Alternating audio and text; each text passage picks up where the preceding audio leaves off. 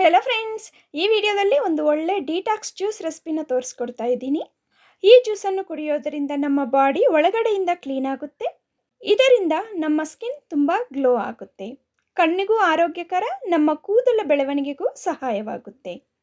ಬನ್ನಿ ಫ್ರೆಂಡ್ಸ್, ಯಾವ ರೀತಿ ಪ್ರಿಪೇರ್ ಮಾಡಬೇಕು ತೋರಿಸ್ಕೊಡ್ತೀನಿ.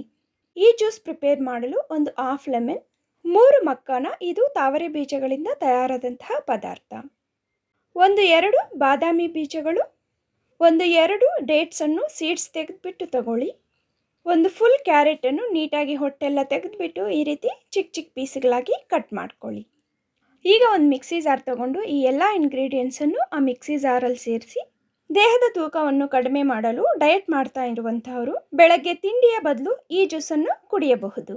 ಹೊಟ್ಟೆಯ ಭಾಗದ ಕೊಬ್ಬನ್ನು ಕರಗಿಸಲು ಪ್ರಯತ್ನಿಸುತ್ತಿರುವಂಥವರು ಖಾಲಿ ಹೊಟ್ಟೆಯಲ್ಲಿ ಈ ಜ್ಯೂಸನ್ನು ಕುಡಿದು ಸ್ವಲ್ಪ ನಾವು ಎಕ್ಸರ್ಸೈಸ್ ತಗೊಳ್ಳೋದ್ರಿಂದ ಹೊಟ್ಟೆಯ ಕೊಬ್ಬನ್ನು ಕರಗಿಸಬಹುದು. ಎಲ್ಲ ಇಂಗ್ರೀಡಿಯೆಂಟ್ಸನ್ನು ಮಿಕ್ಸಿ ಜಾರ್ಗೆ ಹಾಕಿದ್ಮೇಲೆ ಸ್ವಲ್ಪ ನೀರು ಹಾಕಿಬಿಟ್ಟು ಈ ರೀತಿ ಬ್ಲೆಂಡ್ ಮಾಡ್ಕೊಳ್ಳಿ.